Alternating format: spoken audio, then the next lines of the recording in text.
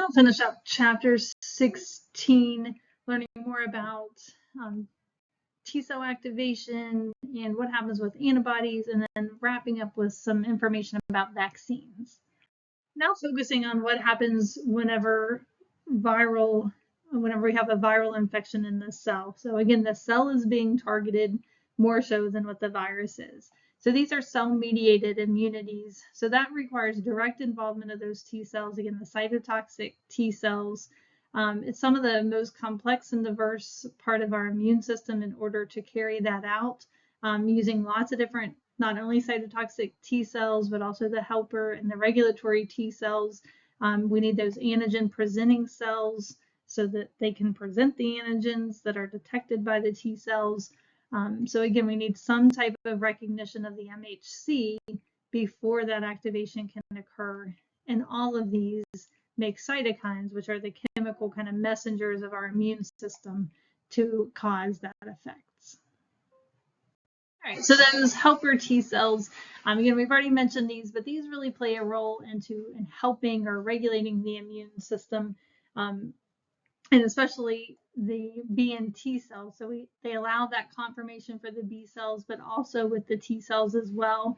They also help activate macrophages, one of those other antigen presenting cells, by directly interacting with their receptors. So there's, again, MHC molecules, indirectly because the helper T cells release cytokines that then interact and communicate with the macrophages. So again, stimulation of those helper CD4 cells by the antigen MHC complex is what we're looking at here. Now, while the helper T cells help kind of in regulating, we actually have specific regulatory T cells that help maintain that happy medium. So again, they have the CD4 markers on them as well, but they help control the inflammatory response, as well as preventing autoimmunity. So again, it's kind of keeping the immune system intact once it gets activated, that it doesn't get too active, and that once that antigen is eliminated, that it goes back to kind of more surveillance mode. So again, it's just not overactivating it, and also that it doesn't end up targeting our normal biota, because again, technically they're kind of foreign invaders, but they're ones that we want to have there. So they have peptidoglycan and they have, LPS on them. So how does the immune system know this is a good bacteria, part of that normal biota, versus something harmful? And that's one of the jobs of these regulatory T cells. So those cytotoxic T cells, this is really what we're talking about with getting rid of those virally infected cells. So cytotoxicity is the ability to target specific self cells, so killing other cells, and that's their job. Again, these are involved in the CD8 activation. So the CD4, those are the ones that help activate the B cells to get rid of more bacterial infections. The cytotoxic T cells have the CD8 that help recognize self cells, so that MHC class 1 receptor. But again, that is the way a cell can represent, hey, I have a virus inside of me. That's part of myself now, and it doesn't belong. We also have natural killer cells, and as the name implies, they kill cells a little bit differently than cytotoxic T cells, though. So these are lymphocytes that are related to T cells. They're not exactly a subset of T cells, but they're kind of a cousin. So they don't have specificity. So unlike the cytotoxic T cells that have a specific receptor to a specific antigen, typically a viral antigen or something, natural killer cells are more part of the innate system because they don't have a lot of specificity. So they're circulating in the spleen, in the blood, in the lungs. But the first killer cells actually attack cancer cells in those virus-infected cells, kind of similar to the cytotoxic T cells. But again, they're just lacking that specificity. So again, they're not considered part of this cell-mediated immunity or this acquired immunity because they don't have specific antigen receptors. But they do behave similar to cytotoxic T cells because they kill other cells. All right, now kind of switching back to that B cell activation. Again, our B cells recognize free antigens they internalize it, present it on the MHC class 2. We get some helper T cell conformation, and then we make plasma cells and release antibodies. Well, now what? What do those antibodies do? This is showing some of the different options and results of the antibodies binding to antigen. So the first one is just coating the surface of that microbe, and it just prevents the normal function. So it can't reproduce if a bunch of antibodies are attached to it. It, can't really move and function the way that it should.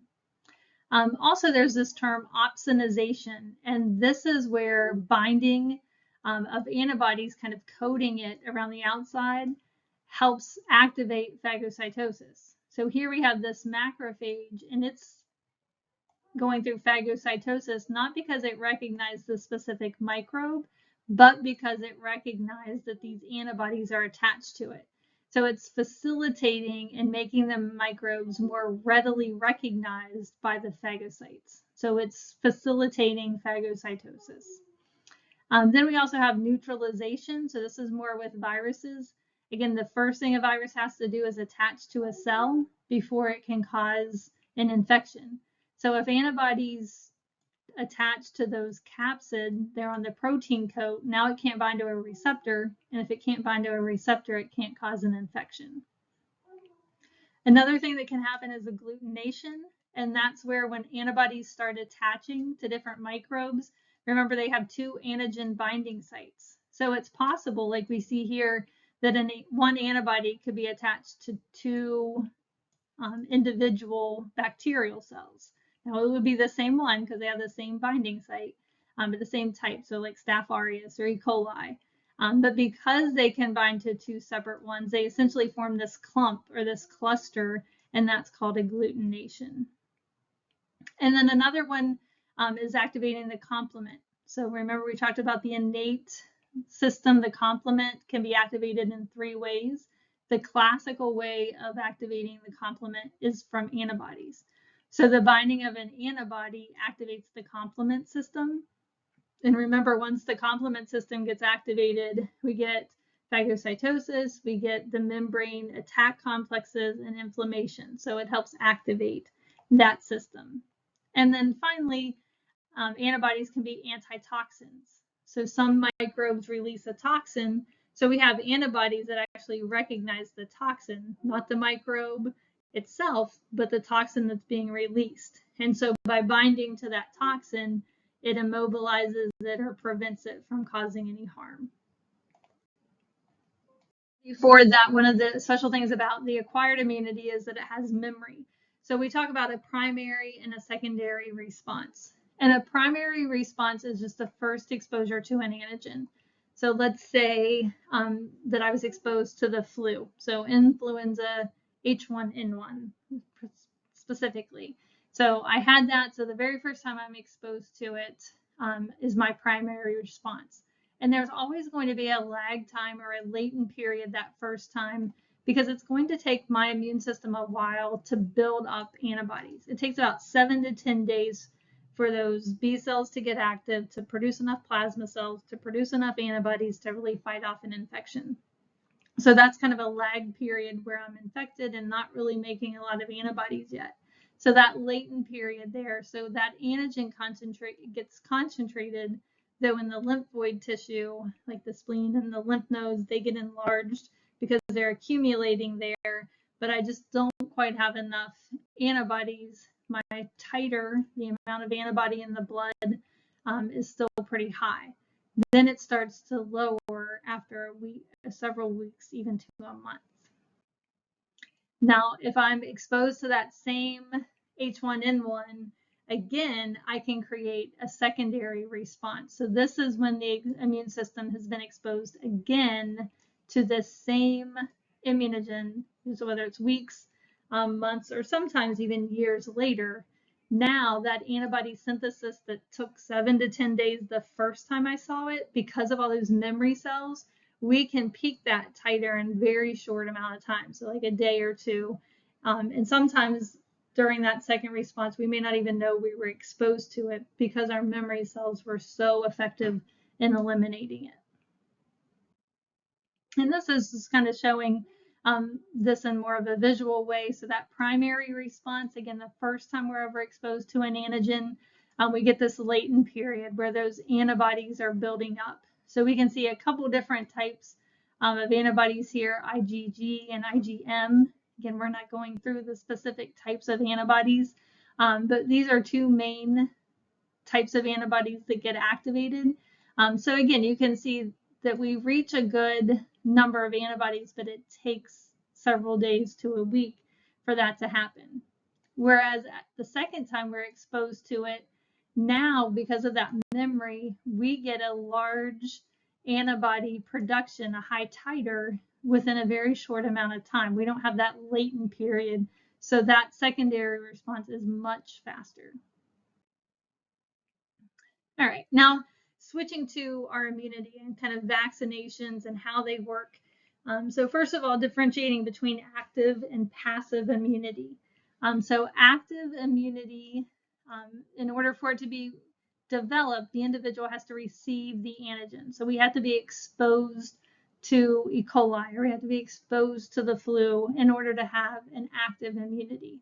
And that's where we get the creation of those memory cells that allow that quick response after re-exposure, that secondary response. But again, that original time takes several days to develop that active immunity.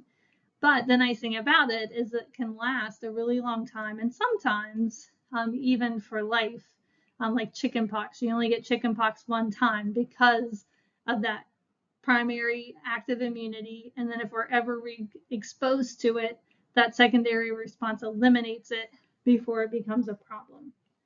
And this can actually be stimulated either in artificial ways or in natural ways or artificial ways. Now we can also have passive immunity. And this is where an individual receives a substance, usually antibodies, from somebody else. So there's some type of donor, whether it's human or animal, to where instead of being exposed to the antigen and creating your own antibodies and your own immune response, you're just given the antibodies to provide immunity to it. Now, some things with this can be an effective treatment, but the issue is that we lack memory. So because this person was never exposed, they never had a primary response. So there's no memory to it. So if they're ever exposed again, they would still have to go through the latent period. So again, they lack that production of new antibodies against it. They only have what was given to them originally. They can't keep producing more. And then that short-term effectiveness is only what's going to happen because, again, those antibodies only last for a small amount of time. And then they would have to be given more if the condition continued. All right, so now if we look at the difference between natural and artificial immunity, as the name kind of implies, natural immunity is just something that occurs during normal experiences. So again, chickenpox, you're around somebody with the chickenpox, you are naturally going to create a response to it. You didn't mean to do it. It just happened because of your normal activity. So it is nothing to do with medical intervention. Whereas artificial immunity, this is where we're talking about immunizations or vaccines or some type of administration of serum. And so now we're getting that medical intervention. It's an intentional exposure either of antibodies or to the antigen. Right, so now if we can set up our immunizations. So most immunizations fall into these different categories if we kind of combine artificial and natural, and we have active and passive immunities. So in this scenario, we have artificial passive immunization. And this is where we're intravenously, just by injection, giving antibodies, so immunoglobulin. So again, it's artificial because we are injecting them. It is a medical intervention. And it's passive because in this scenario, we are giving the antibody. So the immunoglobulin is extracted from a donor. It's processed to concentrate those antibodies, and then those are injected intramuscularly. into the person. So they were never exposed, they never had a primary response, but they have immunity because they have antibodies, typically that last for a few months, to any type of infection, or to the infection for the antibodies that they were given. Slightly different kind of twist on what we were just talking about, giving the immunoglobulins, those different antibodies, from the donor. We can also get specific immunoglobulins, and this is where there's a more defined group of donors who are kind of getting over, convalescing from that hyperimmune state after a certain infection. So COVID, for example, this was one of the treatments. So individuals who were recovering from COVID, who were actively producing lots of antibodies to it, they again were pooled so that they were specifically looking for antibodies to COVID-19. So again, just a slight twist on the immunoglobulin, where it's kind of more selectively targeting an antibody to a specific disease rather than just kind of general immunity to multiple things. Vaccinations use artificial active immunity. So again, artificial, we're using medical intervention, so we're actually intentionally injecting something. But the idea here is that we're getting an active immunity in which the individual would create an immune response, but whatever's being antigen is being added would not cause the actual symptoms of the disease. So it's exposing a person to the material that is antigenic, but not pathogenic. So again, these key terms here, antigenic just means it creates an immune response.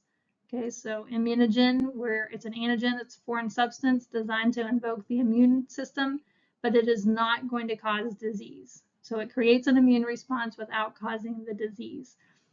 And this has been one of the most important developments, without a doubt, in medicine, is the ability to prevent various diseases.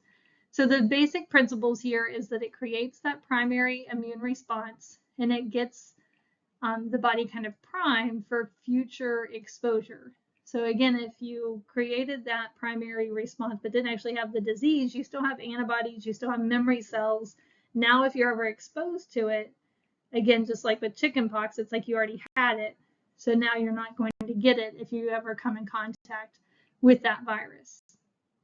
So if the pathogen, though later enters, again, that secondary immunity is immediate. We don't have the latent period, powerful, and it's sustained. Now, the requirements to have an effective vaccine, and we'll talk about some of the controversy here with this, but an effective vaccine should have low levels of adverse effects. Again, we want it to be antigenic, not pathogenic. It should also give protection with natural and wild forms. And this is where it becomes hard to treat some, like to get a vaccine for like HIV, because it's mutating so much that it's hard to be effective against all of them. Same thing with the flu. You're not vaccinated against every flu strain, but the most common ones you're likely to come in contact with. So again, that makes them harder, though, to develop vaccines if there are lots of different types.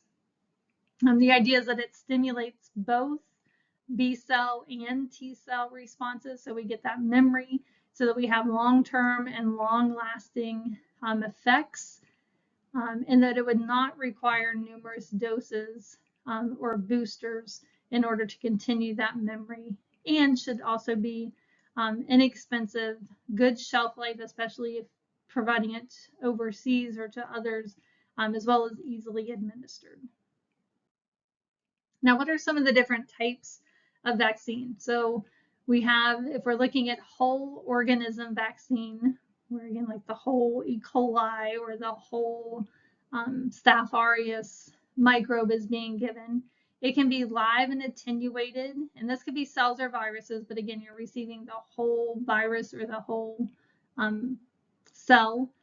The advantage to this is it gives them probably the strongest immunity. So it creates a large immune response. It's attenuated, which means weakened. So therefore, it does have the potential, it could replicate. So especially if the individual is immunocompromised, these should not be given, but typically they're weakened enough that they are not pathogenic. They don't cause the disease, but they do create a large immune response.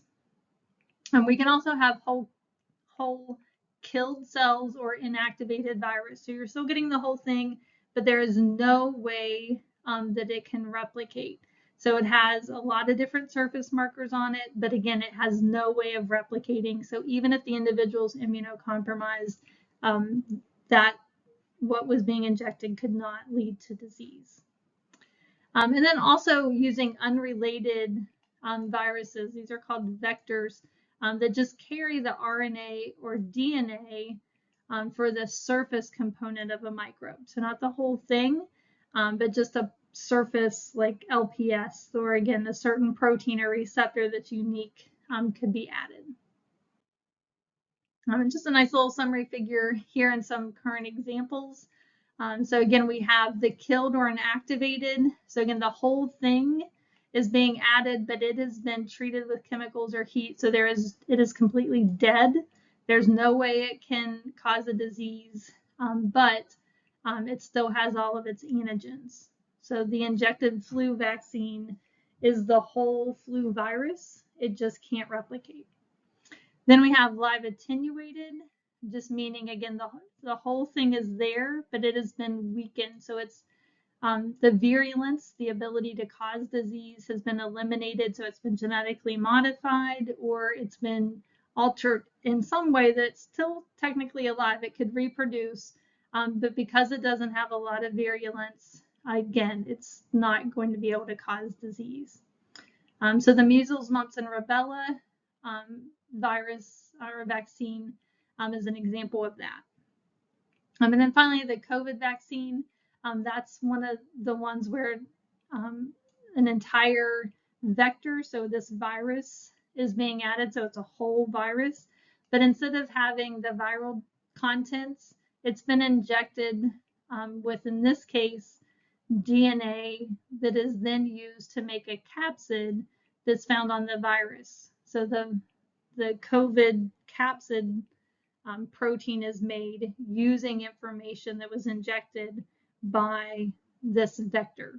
So again, it's using a whole virus, but just as a delivery tool. So it's delivering DNA or RNA to our cells. And then once it's there, the cell produces that protein of the virus. So you're not injecting them with the virus, you're just giving them a piece of DNA or RNA that then makes a viral protein. That's foreign, creates an immune response, and we get some memory to it. Now, other types may only give a certain part of the antigen. So instead of the whole virus or the whole microbe, it's just a component, a part of the antigen. So for example, different surface structures get isolated, like a certain receptor, a certain protein that's unique, especially like the using DNA technology. Again, we're not giving them the virus, we're not giving them the cell, but they're producing or exposed to like a toxin that has been modified so it doesn't cause problems, but our immune system still recognizes it. Or exposing them to DNA or mRNA, again, coding for the surface, similar, like we said, to the COVID vaccine. But here, instead of using a virus to get it in there, this is using a lipid vesicle. So it's different than the whole cell, just in the way it's getting in. Or we can use these conjugated. So it's a surface protein that's been added with proteins from other microbes. So it makes them immunogenic, but again, they can't reproduce, but it still creates an immune response. This is showing some of them. So the hepatitis B, it's just the surface antigen. So it is one of the capsid proteins. It's removed from the virus and that's injected. So the capsid itself has no way of causing an infection, but it does create an immune response. Again, our COVID vaccine. So instead of using a vector, like the virus, an empty virus to deliver the DNA, it's the lipid vesicle, where it's just packaged up inside of a vesicle and then fused with the human cell. Then again, the cell is making a virus protein because it has the instructions to do so, but it's not being given the whole thing. And then finally the conjugated, so we have a surface antigen like a capsid or something, but we've added something to it. So we've conjugated or added a protein to increase its antigenicity to make sure there's a stronger immune response. And the Haemophilus influenza is an example of that. Now, booster shots are sometimes needed. It's just another dose that's needed to give more long-term effectiveness. So just giving it one time creates some memory, but it's not going to last for years and years. So they need another injection just to increase that. And it depends, again, each virus is different. So that's part of the clinical trials, is to determine if they need that. So if a vaccine, though, provides complete protection, then a booster is not needed. So again, not every vaccine needs a booster, and some need one or two. So that's determined in those studies. Now, just because it's something as healthcare workers that there's so much information about, we'll take some time to talk specifically about the COVID-19 vaccines, because there was a lot of controversy, but it's also good to talk about the science behind it.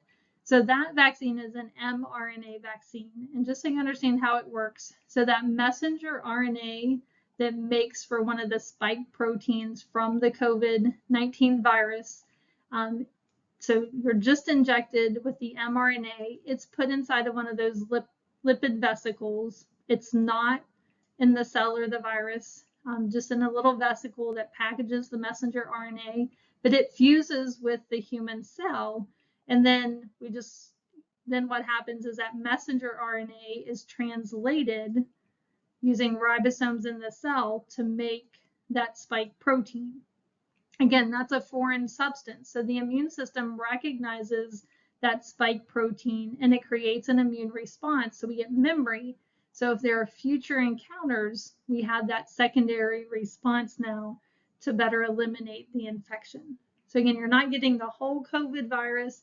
You're actually just getting a piece of messenger RNA that makes a protein. And so we're better able to recognize it and defend against it.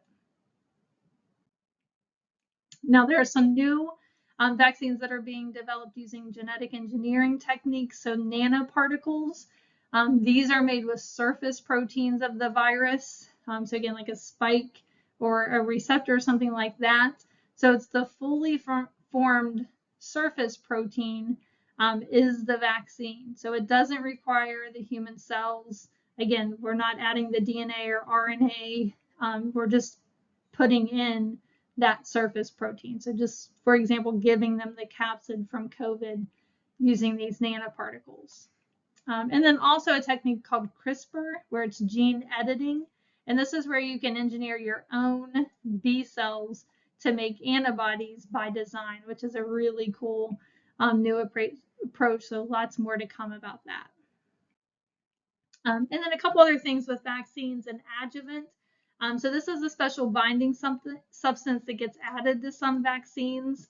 And this is just anything that helps enhance the immunogenicity, just makes it more likely for the immune response to recognize it. It's not antigenic by itself. It just helps make it more attractive to our immune cells. So it precipitates the antigen. It holds it on the tissue. Again, it just helps the immune system recognize it, helps it be phagocytosed by those antigen presenting cells or recognized by the B and T cells. So again, it's just kind of a helper to the vaccine. And then some of the side effects of these, so of course a local just reaction, kind of soreness, redness to the injection site. Short-term flu-like symptoms, because again, the whole point is to activate the immune response. So it's going to have inflammation or fever because we've mounted an immune response. We don't have a disease, but it does create the immune response. So some flu-like symptoms are normal. And then there are some other serious side effects, and this would be an allergic reaction. So anaphylaxis, to where again, we have a severe allergic reaction that could lead to death. Just to put it in perspective with the COVID vaccine, since we were just talking about that, there were 5 cases of that out of 1 every million that it was given. So again, it's a serious side effect, but again, it's in order for it to be approved, it has to be at an extremely small level. And then finally, just some misinformation about vaccines that's still unfortunately lingering. So this is considered to be one of the biggest reasons that people are hesitant to get vaccines. It's one of the top 10 threats actually to the global health identified by the World Health Organization. So this incidence of misconceptions. So one is that individuals that get the flu from the flu vaccine, again, they get flu-like symptoms because they're creating an immune response, which is the whole point. So they get some symptoms, but they can't actually get the flu because, again, it's been inactivated. There's no way that what's given to you in the flu vaccine can create the flu. It can't reproduce. And then also another misconception is that the mercury in the measles vaccine can cause autism. This was due to like one paper that was unfortunately published and was later determined not to be credible, but you can't undo that information once it's out there. But the measles vaccine has never contained mercury in it.